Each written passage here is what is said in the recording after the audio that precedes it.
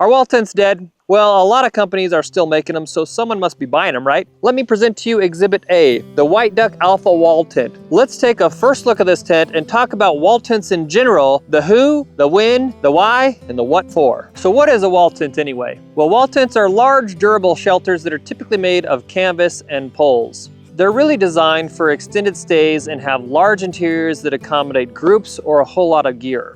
Historically used by hunters, explorers, and long-term campers, wall tents provide a sturdy, weather-resistant shelter suitable for all seasons. But with RVs and all sorts of other alternatives these days, do these same folks still use them? Gear up and get outside. Because there are actually quite a few downsides to wall tents. See, one of the big problems with wall tents is that they're big and bulky. These two bags combined weigh about 200 pounds.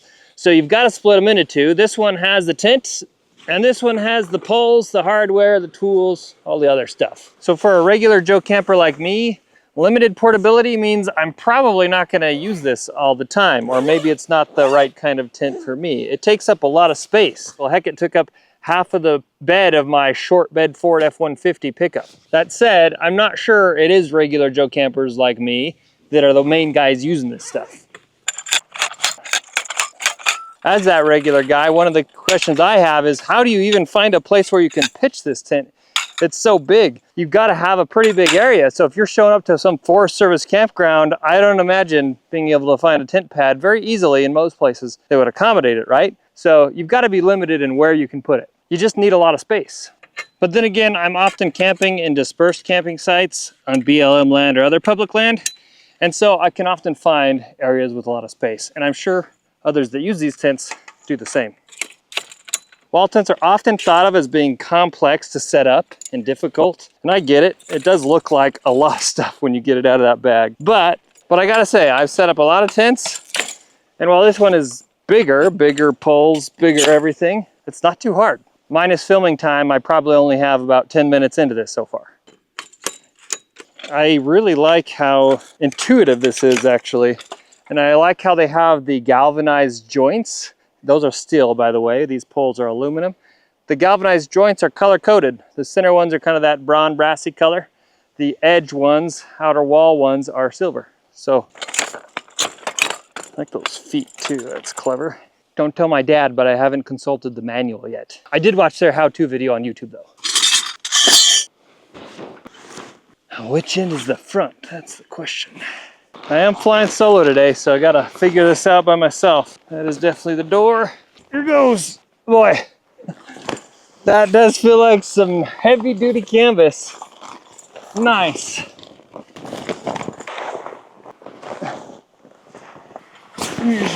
Whew. There we are. Get a workout, man. All right, now for the legs. That. Looking like we're in business. It does seem like it might be a bit overkill for most recreational weekend campers, don't you think? But then again, maybe not. Now, generally speaking, most wall tents don't have a floor by default. It's just the bare ground. But this tent has a little trick up its sleeve for that too. I know the idea of no floor is kind of weird to some campers to start, but just consider that this is how sheep herders, cowboys, Native Americans, indigenous peoples the world over have slept and lived for thousands of years. So you got three different kinds of stakes on this tent. These are what they call the V-pegs, and they're going to go out and attach to the guy line. They're the heaviest duty, the longest. That's going to provide most of the structure for your tent and also keep it from blowing away. You've got these J-pegs. Kind of a more typical tent stake, although made out of galvanized rebar, it looks like. And this is going to go at the bottom of each foot pole to hold the poles in the ground. Then you've just got these little eyelet looking pins. And these are going to go down along the shroud around the base of the tent, the little mud flap. And that just kind of holds that into the ground so it doesn't blow away. But you're not counting on these to keep your tent from blowing away. Oh man, it's starting to rain. Not set up yet. Pretty close though. Speaking of rain, another thing that a lot of people don't like the idea of when it comes to wall tents is that since they're made of canvas, they think, oh, canvas tents, they're so high maintenance. It's true, there's a few things you gotta do. Done lots of videos about that, but it might not be quite as bad as you think. Nice, that feels pretty solid. I like it. You may have heard of how canvas can rot when it's wet because it gets mold or mildew building up on it. gets dirty and you have to clean it. That's really all there is to it, is keeping it clean and keeping it dry. And clean is a loose word when in my book. I'm not the best at keeping my canvas hints clean, but I do make sure they are absolutely dry before I store them. That's pretty much all there is to it. But that too doesn't mean I haven't rolled up a wet, soggy tin at camp to take home and dry out. All right, just about done here. That feels pretty solid. One of the last cons to say about wall tents is that they can be expensive. They can cost several $1,000s sometimes, and that seems like a lot of money. But this one also is a little bit interesting when it comes to price. So I got it all set up, and then it was raining pretty good, so I took a break and ate my lunch. Now we got a spot of sun. So let's take a look at this White Duck Alpha wall tent and see if it addresses some of those problems that seem like glaring issues to a regular camper when it comes to wall tents. And just so you know, White Duck sent this tent to me for free, but it's actually not for me. They are donating it to the Intermountain Bird Observatory, which I thought was super cool. The IBO is this organization that monitors and tracks songbirds, raptors, and owls. They're affiliated with Boise State University, which is in my hometown, and they have a few research stations throughout Idaho. They send crews to research stations for months every summer and fall. And so this tent is going to go to them and one of their research stations to help support the work they do. We're going to be releasing a video about the Intermountain Bird Observatory very soon. I hope you watch it. It's like a documentary, very different from our typical videos, but a fun watch. And I hope you tune in. It's going to be pretty neat. So thank you to White Duck for providing this tent to IBO. If you like what White Duck's doing there, why don't you hit the like button for me? And also subscribe to the channel so you don't miss out when that bird video comes out. Let me give you some of the specs on this tent. This tent is 12 foot wide by 14 feet long. That makes it 168 square feet total area inside. That's large enough to sleep 10 people in sleeping bags on the ground with minimal gear, but it's going to be very comfortable for a family of 4 to 6 and extremely roomy if you have 3 cots in there and a wood stove to boot. You'll even have room to walk around and maybe have some chairs. It's 8 foot 8 inches tall in the center at the peak, and the wall height is 5 feet. I'm 6'1" for reference. This tent is not lightweight. It weighs 200 pounds, comes in 2 bags, and you really ought to have a couple people moving it.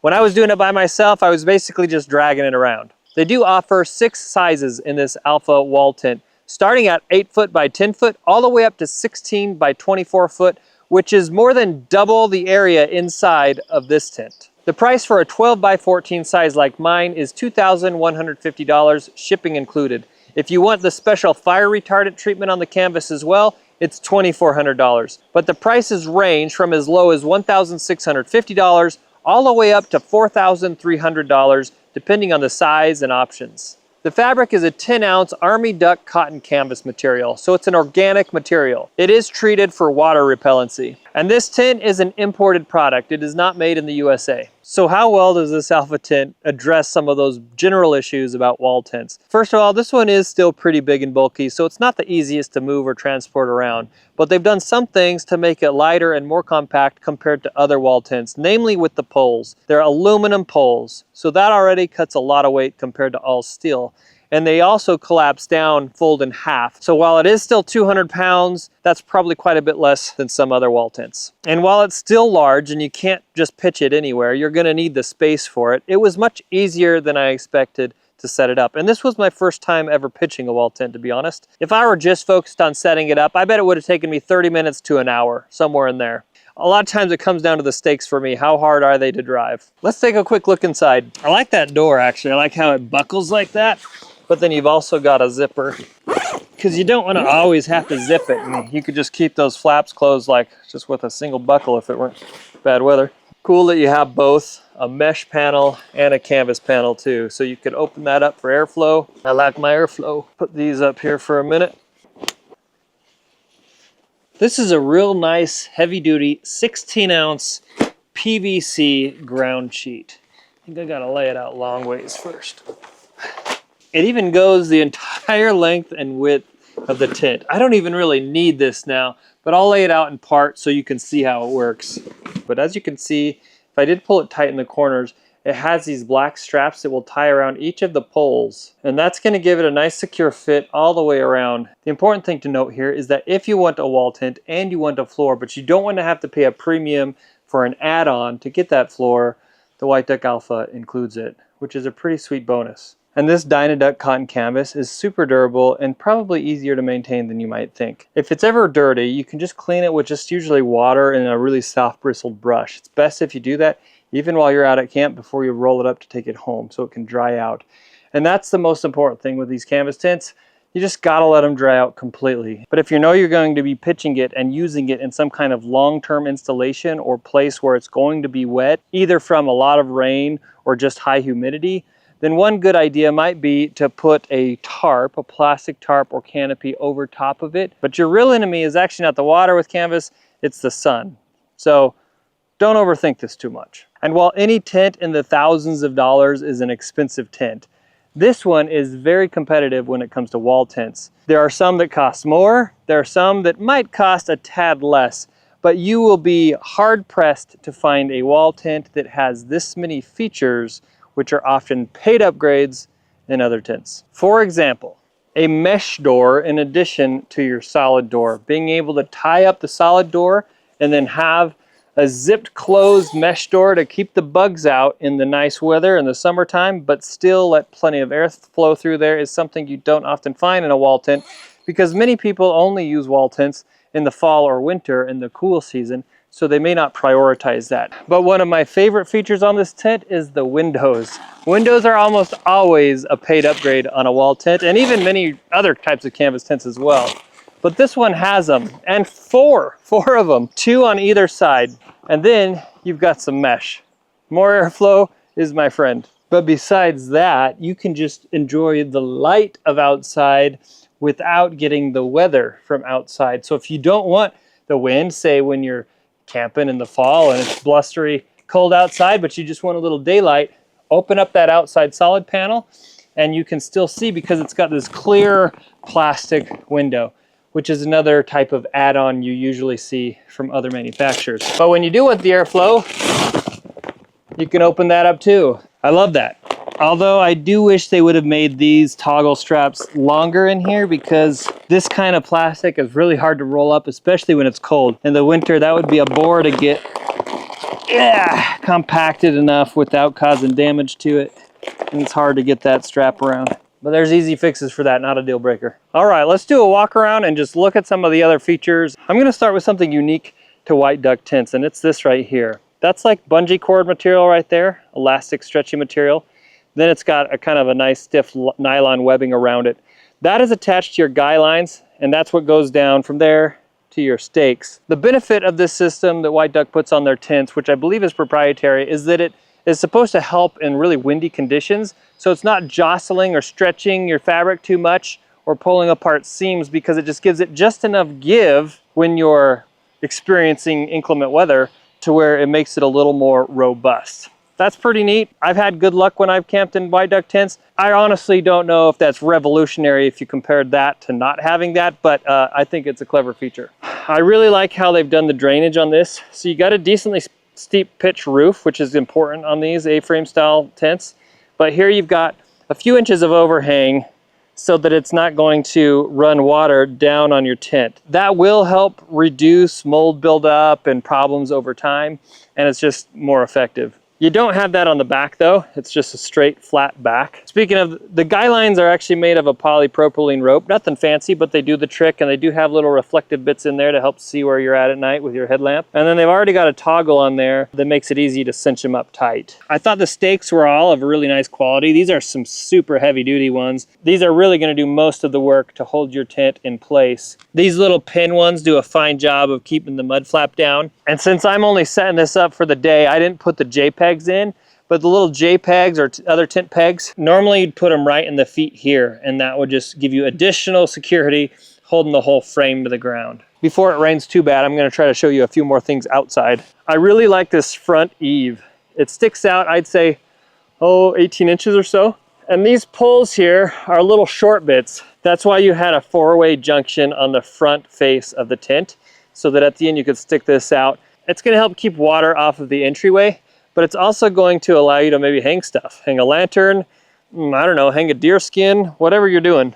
I didn't make the mud flap super taut and nice today, but it's a nice touch just having that PVC material near the bottom, because you are going to get water that seeps up into canvas if you've got canvas in direct contact with the ground. So that's going to prevent that. It also allows you to fold it in towards the tent, the inside of the tent, or out like I have it, which gives you options for different conditions. Now these are pretty cool right here. My first thought was, what are those? But I believe what those are made for is actually so that if you don't want to use the regular frame that comes with it, you could actually use a wood frame, just like poles that you find in the woods on the ground. Long branches, downed trees. That's a traditional way to set up a wall tent that is still commonly used today, especially among outfitters and backcountry campers, where you don't bring your own metal frame, you just bring the canvas tent part and some guy lines and stakes probably, and then you've got everything you need with a few well-placed A-frame style wood poles. And you've got 3 of them. You've got them on each of the angles where the wall is, and then at the apex, of course, at the ridge. Although I did notice that, you know, the canvas is so thick here that this drawstring really isn't enough to like cinch that down tight on anything, but I don't think it matters. And another little fringe benefit of those, I think, is that it would work as a vent, especially if you're doing a hot tent and you got a wood stove in there and sometimes you get smoke building up. But that might help evacuate some of the smoke in there, or let a little bit of airflow in. But cotton does a good job at that anyway, so it's usually not a big concern. Looking here at the entryway, I like how they've done the door, but you've got buckles in addition to the zippers, and those are nice YKK zippers, by the way. They seem pretty sturdy and stout, so I'm not real worried about those wearing out over time. One other thing that makes me happy is that the stove jack is pre-installed, so that's great. They've got this canvas flap that looks like the whole thing peels off. At least the top flap peels off, and then it looks like you can roll it up and tie it back up there. That would be easier done before you put it up, to be honest. That makes sense. That's not something I'm changing during camp. I either have my stove or I don't. And there's our stove jack from the inside. So it's that nice, pretty typical silicone treated fiberglass material that they use for stove jacks. And they've even got some seams pre-cut in there. That's nice. It looks, I believe this is to accommodate a 5-inch or maybe a 6-inch pipe, diameter pipe. Yeah, I'd say probably both. So if you've got a 5-inch stovepipe, which is pretty common, you just cut a hole inside of that seam, and if you've got a bigger pipe, you could cut a hole right in front of that seam. Oh yeah, look at that. They have some instructions right there. It's very nice. I love a hot tent, and I love when it's all ready to go for me. So this is a pretty darn heavy-duty frame. As I mentioned, these are aluminum, which is nice because it cuts weight, but it's still pretty sturdy. They all split in the middle, and there's a chain inside to keep them together, but that allows you to just break it down more compact for transport. But it still feels like a super solid, rigid frame. You've got galvanized steel joints here. You've got the little pop buttons to make it so you know that these are locked in well. But actually on the bars that go long ways along the tent, including up on the ridge, don't have the buttons. They just have like a little spring-loaded indicator that just kind of keeps it snug in there. But you're getting enough compression from the corners there and there that are holding the tent together, and all the poles are staying in place. They also just have some simple Velcro loops with canvas here to attach to each pole, at least along all the foot poles and the rafters, also up on the ridge pole. Not a whole lot of storage or gimmicks in here, but they do have a couple little storage pouches where you could put a few things. One there and one on the other side with your label. I like the feet of the feet poles, and this one's actually propped up right now, so it's easy to show you, but the tips are bent down, which is going to give it some pretty good grip in the ground on its own, but then they set down like this. So even in softer ground, you don't have to worry about finding something flat to place them on, like a big piece of bark or a piece of wood. 2 loops here so that you can attach this, which just pulls down on the canvas wall and just kind of keeps it from flapping and keeps it in place. But what I like with these poles is you've got places where you could attach stuff. You could easily hook up some string lights here or a lantern. You could even hang your gloves there to dry or do some stuff. You could run a clothesline from here across the other side, or just to a center member, just be able to dry out your wet pants, your wet stuff. I like the idea of having so much space in here. That would be awesome. I also really like the color of this canvas. It's a lighter color, so it lets a fair amount of light in, which I appreciate. Some people like it to be dark, but I appreciate the light coming in and being able to wake up naturally with the daylight. Maybe if not, if I'm in Alaska and it's bright all night long, but I kind of like what's going on here. Here's a look at those pole holes from the inside. You can see how you got a little air coming in. When we look at the stitching and things, everything is reinforced. You've got double stitching along the hems here. I haven't seen any blatant problems like loose threads or separating seams or things like that. Overall, in terms of quality and workmanship, I mean, as an amateur, it looks pretty good to me. I say for durability on these things, it's hard to say, but 10 ounce is a pretty thick canvas. So I would expect if you take care of this thing, it's going to last a lifetime and then some. This is the kind of tent you could pass on to the next generation if you wanted. And while this doesn't paint the whole picture for you, it gives you an idea of what it looks like just to have 3 full-size cots in here. If you're just 3 adults, look at all this space. You have all kinds of room for gear up here in the corner. I've got a stove set up in the other corner. You could have a table and chairs, play poker and when it's dark until you're ready to go to bed. So spacious for 3. So for 4 to 6 in a family, totally fine. You could even get, if you're not using a stove, you could easily get 2 more cots on the side. Some of those bunk bed cots maybe. Boom, boom. I like the sound of that. So I think this is truly one you could sleep 10 people in on the ground if you wanted. I don't think you'd get 10 cots in here. The tent I usually sleep in is 10 feet by 12 feet, and I thought it was big, but this just feels significantly larger. You just have so much room to walk around. It is, I mean, oh, yep, I can jump and hit the bar, but I believe that is a true 8 feet 8 inches. I'm 6'1". I reach out and I don't touch the eaves. I mean, I can walk upright to within a couple feet of the sidewall, right about there. So our wall tent's dead. In my opinion, clearly they are not. In fact, last fall I was out on a hunting trip here in Idaho doing some backcountry elk hunting. And when I was driving up there and I was staying in a smaller tent, I was amazed at how many wall tents I'd seen. I mean, I knew wall tents, I've seen them out there, but I swear every quarter mile there's one or more camped together. There are plenty of people that are still using wall tents, and that includes a lot of backcountry hunters, a lot of backcountry horsemen, people that even pack their gear way up into high alpine lakes in the wilderness areas where you can take horses, but no bikes, no motorbikes, no nothing like that. I think they also make a lot of sense for people with recreational camps or summer camps or church camps that you're running. Airbnbs and glamping, that has just blown up, and wall tents have their place there. So even if us regular Joe campers aren't necessarily thinking about wall tents all the time, they definitely have their place. And here are some of the major upsides that I'm seeing to a wall tent. A big one is the durability and longevity. If you want something that is going to be a semi-permanent or seasonal type of installation, wall tents make great sense. Spaciousness is an obvious one.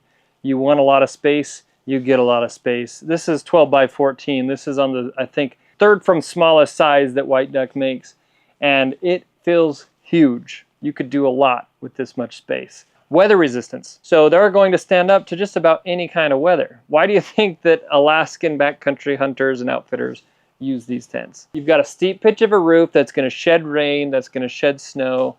They can simply withstand strong winds and heavy rains better than a lot of synthetic tents made of polyester or nylon. Customization and comfort, and this is where I think they really shine. You can do so much with this. To the tent, sure. With canvas, if you wanted to add a window here or add a window there, you can do that without too much trouble. But you can also put in a stove. It's going to provide quite a bit of comfort just from the space alone. They've also got that historic aesthetic appeal. For those of us who live out west where I do, there's something about a tent like this that just feels nostalgic. It feels like home. It makes you feel like you're connecting with our old American roots.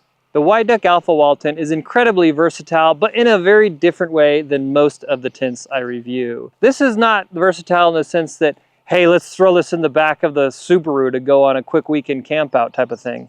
But it is far more versatile on the opposite end of the spectrum in the sense that we're going to be here for a while and we want to be comfortable. So here are some scenarios where I would seriously consider a wall tent like the White Duck Alpha.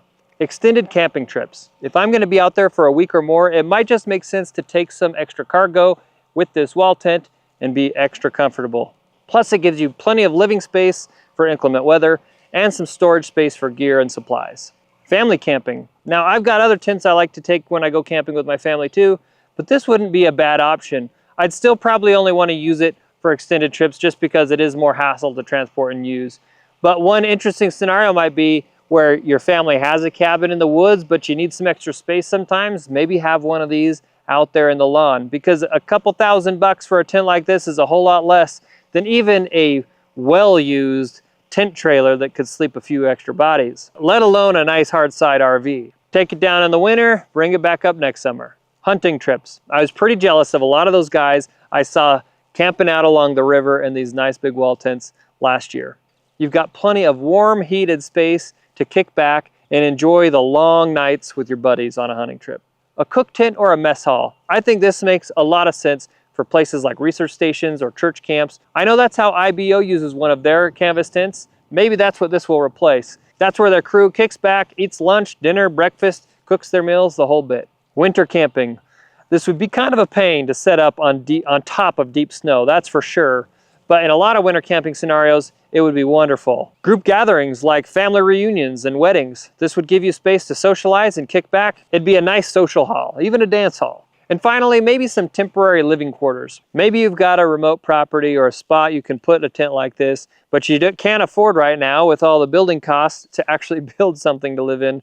This could be a very affordable option in that case. I'm not sure I would want to do that forever, but it would be interesting for a period of time. What do you think? Are you interested in a wall tent? When would you use it and why? If you want to see some other types of canvas tents compared and contrasted, go watch this video next.